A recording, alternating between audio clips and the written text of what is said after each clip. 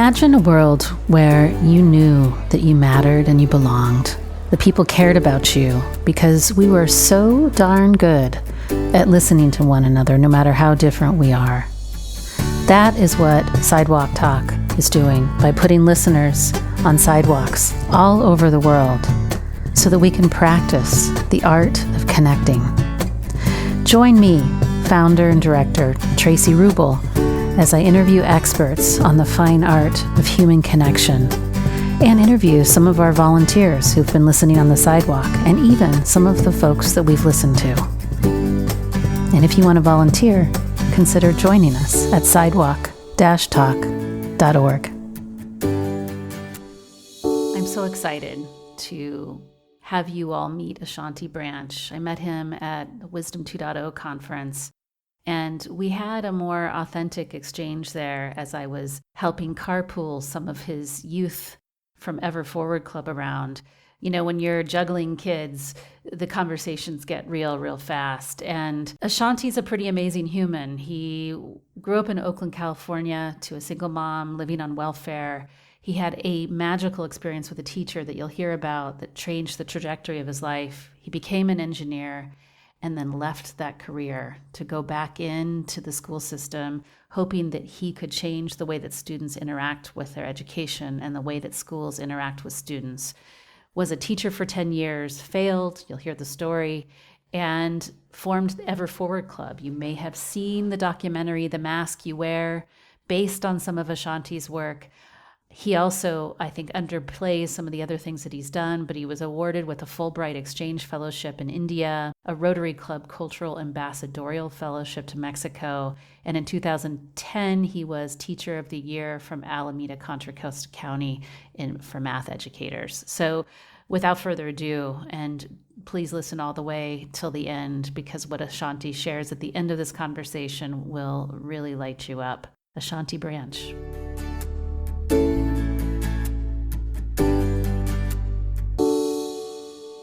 I had plans to be retired by 45.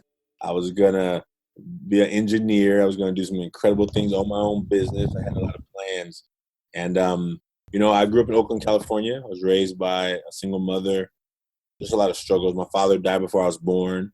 Oakland, growing up, there's certain, things you have to do to protect yourself and feel like you're protected. And I think at home, there was a lot of rules. There was a lot of rules about how you can be. And there's certain rules that as a boy in Oakland, you can't show any feelings or any emotions. And Right. I fell into all those rules and there were rules inside my house and there were rules on the outside of my house. They were inside my house, kind, gentle, respectful, responsible, please, thank you. I was cooking and cleaning. I was a man of the house at 7 years old. And so when you go outside, I think those are all really good qualities of a human, to be kind and caring and empathetic. But when you go outside in Oakland as a boy, try that trying to go play basketball, or try that trying to play on the playground. Please, will you please hand me the ball?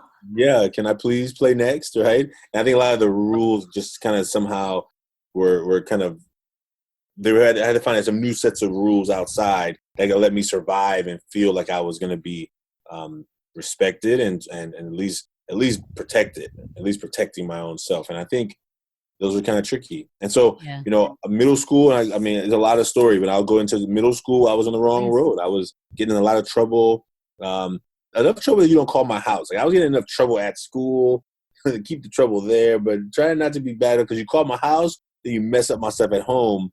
And I have this thing I got to keep at home because I'm in charge of all these responsibilities. And so then a teacher just saved my life. A teacher, she just poured into me, and I didn't like her class. She was an English teacher. I didn't like English, but I liked her. And so, when she gave me detention that day, I was mad, and I was like, oh, I'm never talking to her again. And so I basically, her conversation with me that day, she said, I know you're sad that your father died before you were born, but life doesn't give you what you want. Life gives you what you get. And you got to make the most out of it. Right. And I heard it. And I don't know if it was the next day or the next week, but my life changed after that. And I think teachers were confused. They're like, Ashanti, you're doing work. Like, you're paying attention. Like, you're like, this work ain't hard. It never was that the work was hard. I just didn't care. You know what I'm saying? I had permission at that point to be that sadness was okay. This person who really didn't know me, but she knew a little bit of my story. And that gave me permission to just be a little bit more alive and be more myself. And I knew that you couldn't walk around the streets of Oakland being a sad little boy.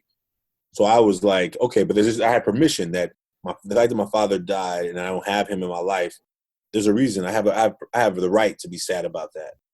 I think that's when I got permission. And so I just began to open doors. So I went to high school on track, going to college, went to graduated from college, became an engineer, started making a lot of money, and it was beautiful. And then all of a sudden, something inside of me was like, you should be a teacher. No kidding. I didn't know the engineering part. Oh, yeah. I studied civil engineering. Yeah. Okay. Yeah. I worked hard for that. That was 6 years of college. That's a lot of math, my friend. I wasn't on the 4-year plan. It was a lot of math, a lot of differential equations, a lot of calculus, and all the other math design. It was a lot.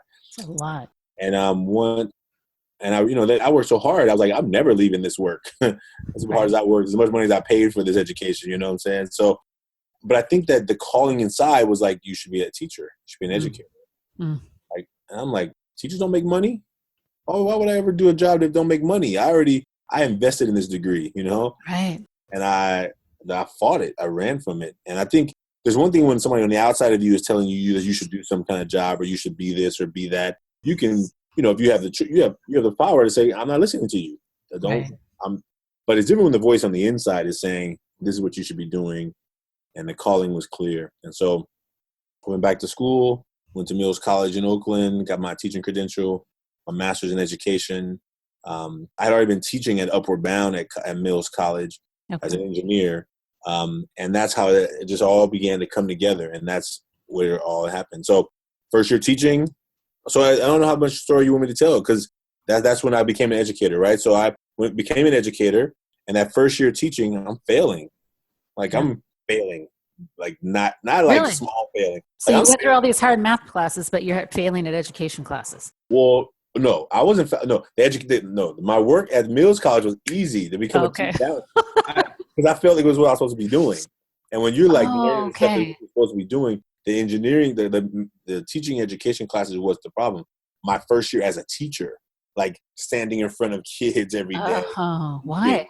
Because there was these young men in my class who I could tell were really smart, and they were failing my class. I'm like, why are you failing my class? Like, fail a class of one of these teachers who don't like you. Right. You know what I'm saying? Like, I love you. Like, I'm here for you. I'm not here for this check, for sure. I'm definitely here for something different. So I want you to pass, and you got to be successful, and you're smart. Why are you not doing it? And I forgot who I was in middle school. Like, at the moment, I had forgotten that in middle school, I was acting the same way. I realized that no teacher had ever caught them. No teacher had ever sat them down and like helped them find that phrase that was going to change their life. So they came to high school acting like I used to act in middle school, but I had forgotten because I was older. Yeah, that adult brain amnesia that we get, huh? Yeah. With youth. Absolutely. And so I said, look, I invited him into lunch. I was like, I'm going to try one more thing. I mean, it was like the end of the first year. And I was like, you know what? I'll quit. I was clear that I signed up to be broke financially. I didn't sign up to be broke and a failure. You know what I mean? Like, right. I refused to be both of those things. And so I was going to go back to make money. Like, why would I stick here and be not doing a good job at something that I think I'm supposed to be doing, but I'm not willing to wait around and fail kids for years and then figure it out. That's not, I refuse. And so I invited some of them into lunch. I think deep down I was invited to my retirement party, but they didn't know. And I told them at that lunch, I said, look, I got an idea. I'll buy you lunch once a week. In exchange for lunch, you teach me how to be a better teacher. Like, tell me what I'm doing wrong. Help me figure it out. This was a senior teacher. No, I was a first year teacher. No, but this was a senior teacher you were going to lunch with. No. I invited these young men to lunch. Oh, the men. The young men. Yeah, the young men in my class. Oh, man, what an empowered stance to give them. Well, I was at the end of my rope. I had tried everything. I knew the math. It wasn't that I didn't know the math. It wasn't that I didn't care about my job. It wasn't that I wasn't prepared. It was that somehow I was missing something between me and them that was causing them not to relate, connect. And when I started asking them, tell me what I'm doing wrong, they tried a few things. Oh, you should give no homework. You should Give watch us movies all the candy. time. They tried a few of those. I'm like, that's not going to happen, right? But really deep down, after we started having lunch every week, they were just like, man, I ain't going to be no nerd. You want me to be a nerd? I'm not going to be no geek, no teacher's pet. Like, everything to know about being smart in class was about also a negative connotation to it. And I was like, and I knew that I couldn't just say save cool until you're out of college. I couldn't say that, right? I had to figure another way to help them realize it. So that's how our lunch meetings began. They were like inquiries, and I just kept learning from them.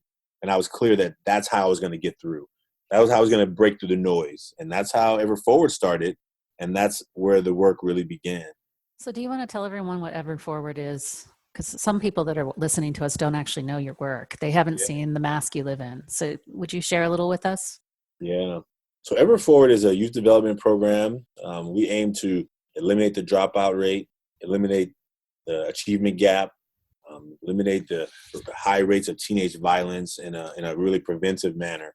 So we have clubs that meet at different schools, called Ever Forward clubs, and the young men get a chance to really let go of some of that steam that sometimes gets built up inside of them, and usually end up exploding in the wrong places at the wrong time against the wrong people. Yeah. And so that's Ever Forward Club. So we have 3 programs. We have the club, and then we have Ever Forward Professional Development, which we work with teachers and parents and social workers and community workers and anybody who's really kind of supporting young people to grow and develop. And then we have Ever Forward Experiences. It's our 3rd program, and that's the signature work in that is our Taking Off the Mask workshop, which was featured in the documentary. It was created in the documentary, and then it began to grow into kind of our work. And then we do events around the Bay Area. We have 2 big events. The 24-hour relay challenge that happens in Oakland. Young people walk and run for 24 hours on a camp out on the football field. It's like an annual event. And this year's our 15th annual coming up, 2019. 15th. Yeah, 15. we turned 15. Actually, Ever Forward is 15. Yeah, we turned 15. So it's going to be really exciting. It's going to Now be. I know why you have all those gray hairs. Yeah, you can see I named them after students. I'm like, this is you, that's yours. So they know that I have a part of my heart in them with them. And that's going to be our 15th anniversary. We're going to celebrate with the 15-year-olds all over. Everyone's welcome to the event, but we're going to do a big celebration for anyone turning 15 in 2019. So, it's exciting. That's cool. That's really cool. Hey, I want to reflect a couple things because there's a couple things that you've said that have really impacted me. So that first teacher that woke you up. Yeah. It's like you said she gave me permission to feel my sadness, but it almost sounded like because she gave you permission, you weren't swallowed by it anymore. You didn't have to live it out. Yeah, I think deep down, if you'd asked me back then, I would have been like, I'm angry. But underneath, you were sad. Yeah, but underneath, and she reflected that back to you, didn't she? Absolutely. Deep sadness. Like anytime I would see a father getting dropped off, I see some of my friends getting dropped off by his father, or like a father taking his son somewhere, like I would feel it. Right. I would feel it, and it was a whole, I think they call it a father wound, right? That what would have been there with a healthy relationship with a father would have not created this wound, and I never had that around. So yeah, it was a moment. Like looking back, you reflected, but I remember when she said that sentence, and I remember I didn't hear nothing. She talked for a half an hour. She was blabbing on forever. I didn't hear nothing. I only heard one sentence. I remember that sentence because I was already ready to argue back at her when she was talking about I was sad because I was got to correct her. Because I knew that as a black boy in Oakland, you can't be sad. Right. So I was just going to correct her, right? And then when she said that whole sentence, it made sense, and it caught it, and I was like, okay. And I think it was hard because I really thought I was smart. But in middle school, where I went to a school in Oakland on 35th Avenue, Calvin Simmons Middle School. Like you only can get away with trying to be so smart. You can't be too smart, right? Because then you turn into becoming all these names: a nerd, geek, teacher's pet. So you can be up to a level of smartness with the people you want to hang out with, and then it's too much, right? Yeah. And I had to stay below the line. I didn't want to cause no attention to myself in any kind of negative way, Yeah. Yeah. Yeah. You gotta belong. Gotta belong. Well, Yeah, it's funny because I was just reading some research about how marginalized communities, whether it's based on race or gender or sexual identity, you like look across the playing field. And if you're used to being kind of tapped down on your head, you'll look across and you'll tap other people down because you're used to being tapped down. Stay small, buddy. Mm. Women do it to other women. Black people do it to other black people. Gay people do it to other gay people, and it's really fascinating. Really When you interesting. think about that stuff. So I find it interesting that you kind of figured out that you needed to have the same mechanism to reach your students, because in a way you kind of got below. I mean, that these lunches, Yeah. these lunches did something way more than teach you how to be a good teacher. Don't you think that you were like reaching them underneath all the story and all the toughness? Oh yeah. Oh yeah. We created a space in those lunches where like our we only had a half hour, so it was really fast. Like lunch had to come in, get some food, sit down, we start talking. The first thing we do is check in. How's everybody doing? What's going on? What's new? What's hot? Whatever. And to be able to recognize that all these students who outside of the class, outside of this lesson at lunch, you would never know that they were dealing with some real human stuff, right? Because they all acted like I don't feel nothing, and I'm too Yeah. cool to feel stuff, right? So Yeah. like nothing matters to them. But when you get in that space and you see these other young people also talking about the struggles they're having at home and like they couldn't sleep at night because they were hearing shots out, like the stuff that they were dealing with, like you just like my job was to hold space, and I didn't know what I was doing. I didn't create program because I was like, let me create this program. Yeah. I was at a loss as a teacher, and I said what I was seeing was working was just creating a space where they could talk and they could Yeah. be heard, and Yeah. where I was holding space for them, and I was like, I was holding them to really high expectations. Like Mhm. they knew to be a part of our club. Like lunch was free, but it wasn't free. Like, I've watched you with some of your kids. that's I'm like, right. whoa, Shanti just laid it down right there. Oh You man. don't put up with much. Well, it's good. I It's told like somebody this what. firm loving kindness. There's Oh, absolutely no question about where you stand on stuff. I really learn. I've watched you. I watch you, and I'm a little bit wimpy when it comes to boundaries. And you're like the sweetest person, but you're not wimpy at all. well, you know what? I was somewhere and somebody asked me that. They asked me, why are you being so hard on one of the students? I don't know even know what it was about anymore. But I remember I was thinking I wasn't being hard on him. I was actually loving him. I was showing him and telling him something really important about how he shows up in public and how he shows up here because he's representing not only himself and his family and Yeah. us. Like, and I said, it's kind of like when you watch the National Geographic and you see a mother animal or primal, they will grab the baby by the Right by back the of the scruff. head. And you're like, they're gonna kill the baby. They know what they're doing. And I think I said it was something like that. I said I didn't do that to hurt him. I did that to really help him. And that if I'm not here, if he acts that way out in public, that could be dangerous for his own life. Oh, that's my light, my room. That could be dangerous for his life, right? Let me get the light back. So Yeah, yeah. there Oh, you go. do you have to wave your hands? Oh yeah, it's like it's on the court, it's over there. That's cool. But yeah, and I said, but ultimately, it's always out of love. It's always out of care. Even when they're mad about it, sometimes they don't get mad about it, and other people are like more mad than the student. And I'm like, no, that was just out of care, right? But I Mhm. try and do it always out of the way. I try and pull them to the side. And sometimes people are So like, you don't humiliate them or shame yeah, oh them. no, never. Yeah. It's never a goal around that. Yeah, yeah. Sometimes you're in public and you got to correct some behavior. You got to correct some behavior, and I always try and do it really, close and quiet. If you're an observant person, you're like, he's having a serious talk over there, even though I can hear no sounds, right? And No, it's you're very skillful. It's really, I feel like I want to get out my notebook and take parenting notes from you sometimes. I'm like, oh man. oh man, that's 11 years of teaching. I was teaching for Yeah. 11 years. It's like you just learn. Like I learned the hard way because I used to be super like aggressive Oh and yeah. oh yeah, as a first year teacher, I mean, I came from engineering. I was like in charge. I was a project engineer. Like managing projects. So coming to school, I'm like, what are you doing? Sit down. Why are you over here talking while I'm talking? Right? Like, and You that's what really believed in that top down kind of leadership, right? yeah, I was in charge, and then I learned from students. I learned from students like, what's going on? What I always ask a lot of questions like, so what am I doing wrong? Like, what's happening? well, you're a little bit too aggressive, Mr. Branch. You're a little bit too. I said, aggressive? When was I being aggressive? It's like, well, you said it. What your words you said, it was like that idea. Like you said these words, it wasn't really anything wrong with the words. It was just like your facial expression during the word, right? It was like you were like you could tell that you were upset. Like soon as so I had these students, these two girls in one of my class. They would come in the morning. They would walk up to me. They're like, "Is today a good day? Is today a good day?" And I'd be like, "Yeah, of course. It's okay. You're not looking like it's a good day."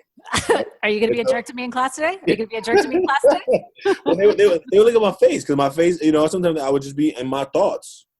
And if I'm not purposely smiling, it looks like I'm frowning. Like this. You've got resting bitch face. Oh, how'd you know that? How'd you know that word? Well, come on. Been around the block before. Well, that's one of the masks we got from Australia says that on the front. Bitch face? Yes, on the front of the mask, that's what it says, and on the back it says caring, loving. It means it can't. When I saw that one, I was kind of blown away. Wow. Yeah. Wow. Yeah. But we see it. We see it with our young people who walk around looking angry as all out, and when you hang out with them, you realize they're just such incredible students, right? They're so incredible, but they've been taught that they got to keep the shell up. The shell got to keep them protected. Yeah. And I know that. And so our work is how do we help them break down the shell in safe places with safe people that they can let go of some of that steam so they can be like, I can breathe, right? I can breathe now. Well, so I'm sort of extrapolating what you're saying and applying it to what we do at Sidewalk Talk. And I want to reflect back a few things I've learned in this conversation. Even though we haven't been talking about it like a lesson plan, I've taken some lessons. Let me just see if I'm getting it right. Yeah. It sounds to me like when you hold space for people, you're doing it in a way that you're not patronizing them. And you're doing it in a way where you're very mindful about your use of power. That you're using enough power to make them feel safe, but not so much power that they feel disempowered or treated badly. Yeah.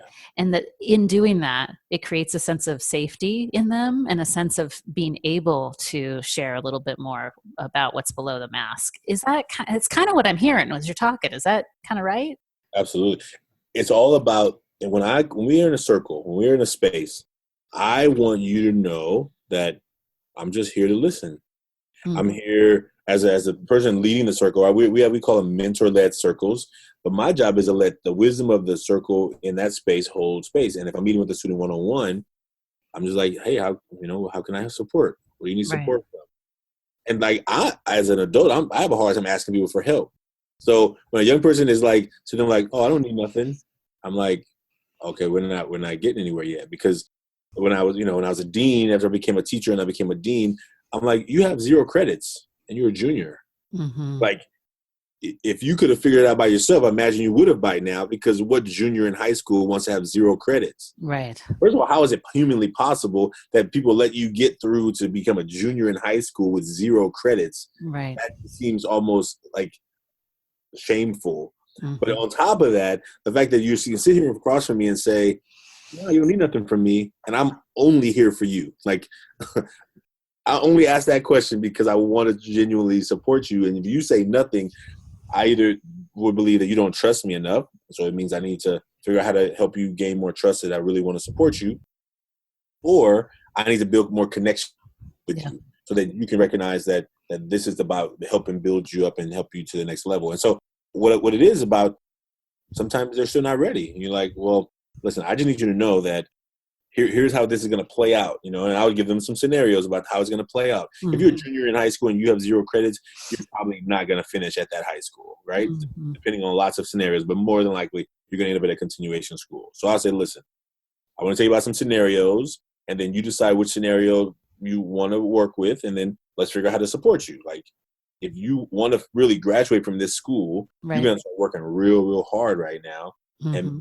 And maybe you got the skills to do it, and so do it. But if you don't, then you may need some help, and you may need to not sit silent by somebody who's coming to you. And so it's like, never like, you must tell me what you want or mm-hmm. must tell me how I can help. I'm like the savior. No, I just want you to know that somebody in the past have left you hanging, right? And all I can do right now is just be an ear. And if you want help, I can listen or I can support. What do you want? And if you just want me to listen, I'll listen. So thrilled to have you here listening to the Sidewalk Talk podcast. It is the biggest giving month of the year for most nonprofits. And if you are here and you believe that what Sidewalk Talk is doing is calling you, I want you to consider becoming one of the 100 folks that we are trying to find who want to become investors monthly to the Sidewalk Talk mission of helping us all come to the table to end this epidemic of loneliness, the violence and disconnection in our world that is perpetuated by a me culture, so that we can create a we culture and create health and wellness for people, communities, our politics, and our planet. We can do this. And 7,000 of us in 92 locations across 15 countries are listening. And that doesn't happen without people like you behind the scenes investing. So we don't want your dollars. We want your investment, your whole heart. And that'll come with dollars, and it'll come with your care and sharing this message with others in your life. Become one of the 100 because you know that connection is the centerpiece of our lives, could radically alter the state of affairs in our world today. You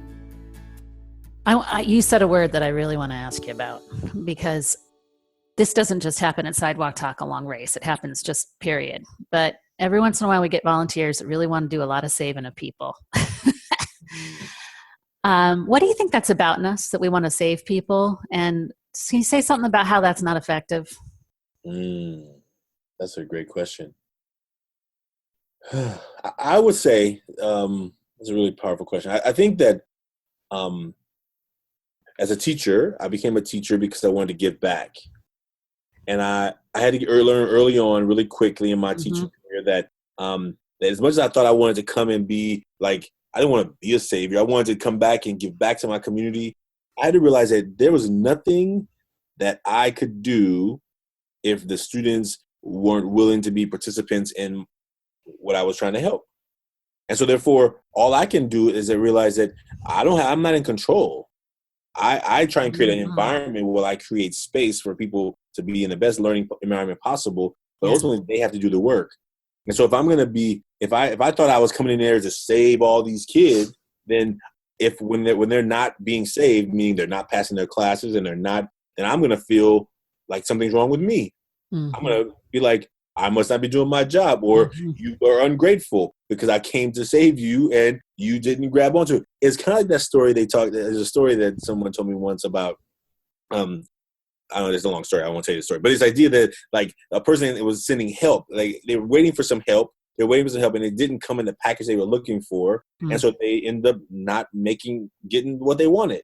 And it's the idea that I may not be what you need to move you to the next level. Maybe I can be a catalyst to help you find what you need. And so if I come in thinking that my job is to fix the broken, then I'll always be frustrated, because my job is really just to say, hey, do you need, what do you need? Do you need an ear, or do you need some support? And I try and let people decide where they want that help. And or I work with young people. If they join our program, they want to be a part of a brotherhood. So it's like, look, when there are certain expectations I'm going to have of you if you join this circle, because we got to take care of each other in these ways. And I really believe that. And I think that even when they come to the meeting and they're in one of those moods, right? It's like, yeah, right. So your job is to be in here just to listen today. Maybe you're not going to take on the role of whatever role you used to play, because today you may need the circle. And the other days when you come in, you're ready. Your job is to support the circle. And I think the saving part is I had to realize that I don't get to, and one of the thing I'll say about that is I also don't get to control what happens as a response when I'm offering my help. Like if I'm offering my support, let's say I'm just going to offer to listen, and a person doesn't take advantage of it, that's not on me. I just offered. And if I start getting tied into the results, if I offered and now you didn't tell me a deep story, or you didn't tell me what I really thought I wanted to hear, and I get angry or frustrated, like you didn't benefit from it, I don't have any control over that. All I can do is offer, and however you respond to it, I will offer it from the most genuine place I can, and know that that's all I got. That's all I can do. And that's when I find that the best, when I finally get in my mind that I don't control the results, I can just be an offering, and if the person doesn't need it, want it, utilize it, I did my part. Yeah, time and again as you talk, what I hear you sort of indirectly coming back to is this idea that I am here for you, but I'm doing that by connecting and empowering you. Yeah. And when you need to fix someone, when you need to save someone, it's about your agenda and your power and your control. Yeah. But when you're really of service, you're empowering through the connection. That's right. And it doesn't matter where it goes, because it's up to the other person where it goes. That's right. That's right. You're giving them the ball. They're picking up the ball. And they might decide, I don't like a football. I'm going to change it to a soccer ball. Or I'm going to change to a, what do they call those little badminton things? Whatever. But you're sort of inspiring them to pick it up.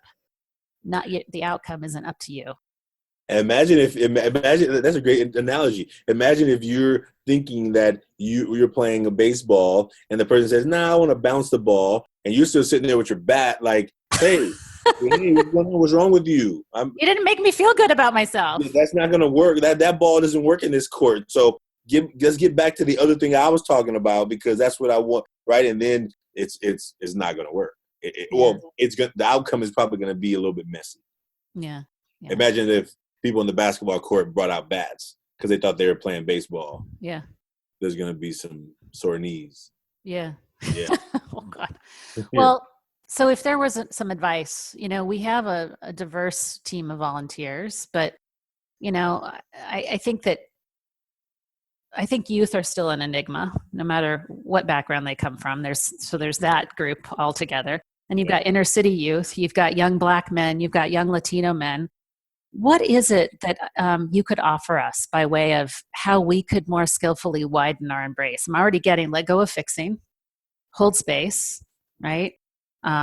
Keep it safe, don't demand. But are there some other things that you might suggest that our listeners think about when we're sitting on the sidewalk? And we had a really sweet event. The month before I went on vacation, we have one listener, and she's German and she's lovely. And I don't know, she's just got this infectious smile.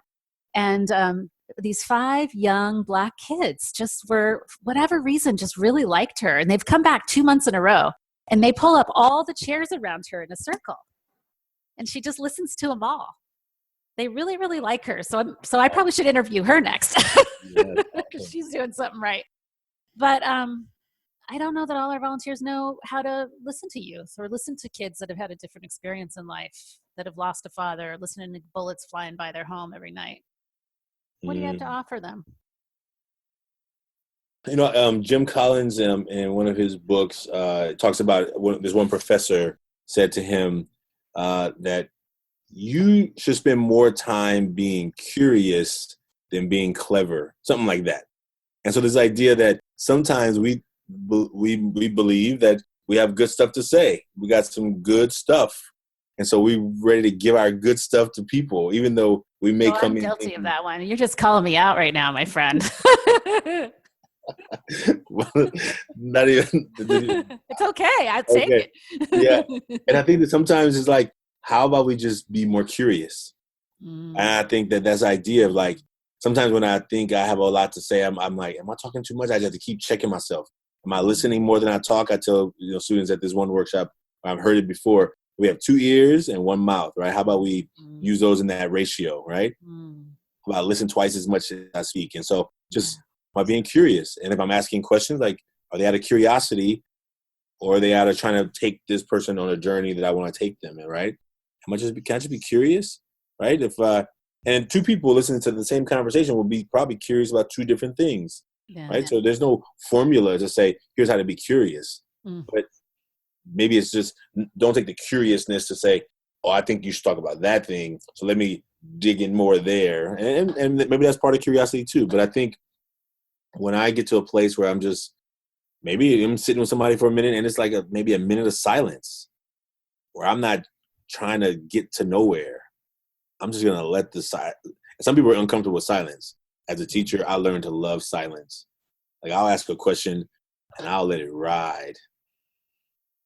There's some gravitas in that silence. And just let it be, right? They heard the question. They heard it.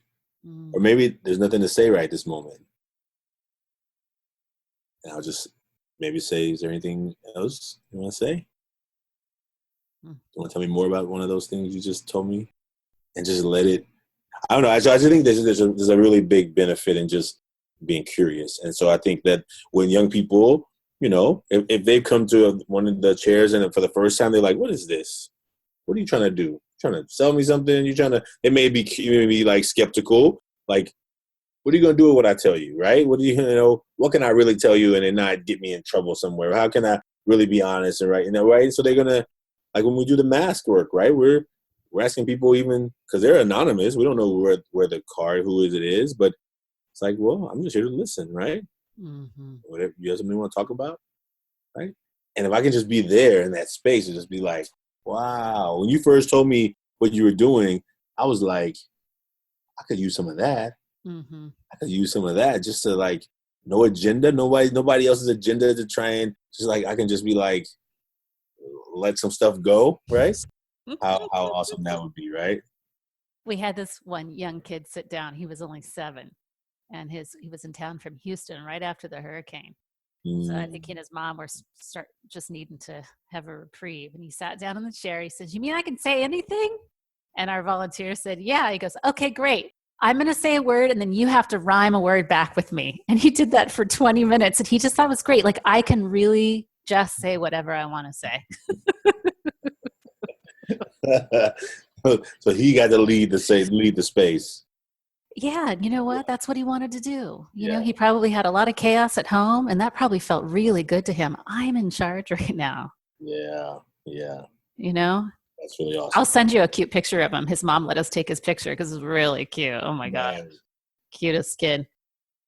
So I want to say the last thing. What you said was lead with curiosity, and you said leave silence. Ask the curious question and then be quiet.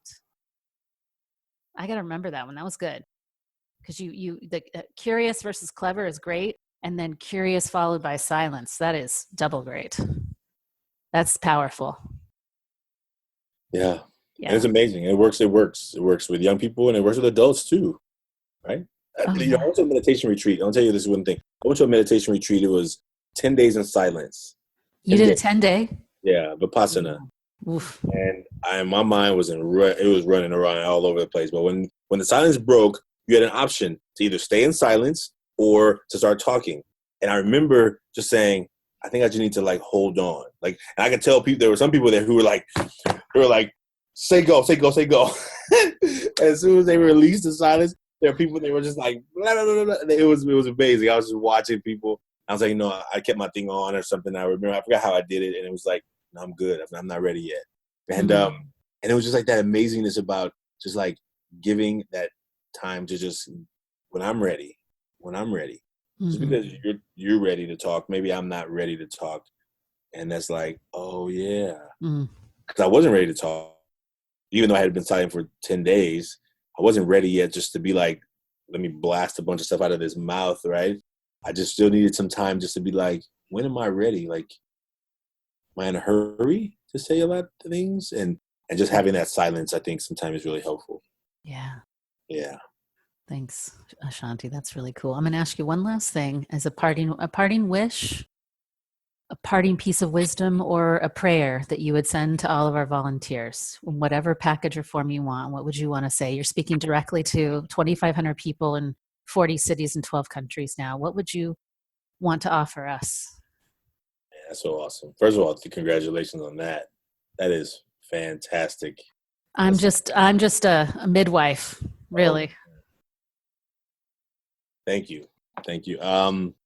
What I would say is there's a quote that says the longest distance that most people travel is the 18 inches between their head and their heart. A lot of times we get stuck in our head. And so we ask people just to keep connected to your heart. when your head starts taking over and you're asking yourself, am I saying the right thing to this person? Maybe it's a time to stop talking. Because when it comes from the heart, you know exactly when to stop. When it comes from the head, you keep trying to make it better, make it cleaner, make it tighter, make it better, more beautiful, and make it go viral. And how about you just like get to a place? How about you just be in a place where you can just say, that's good. I'm good right there. And so it's a reminder to stay connected to your heart. And that's what I offer them is just as you decide, as you know why you're coming into doing this work, what fuels you to be a part of volunteers and this work, just keep listening and keep listening to your own heart. I think that feels good right now. Yeah, I could just drink in the silence now with you on that one. I'm going to let you go here because I know you're a busy guy and you gave us a lot of your time. Ashanti, thank you. Thank you. Congratulations for all your good work too.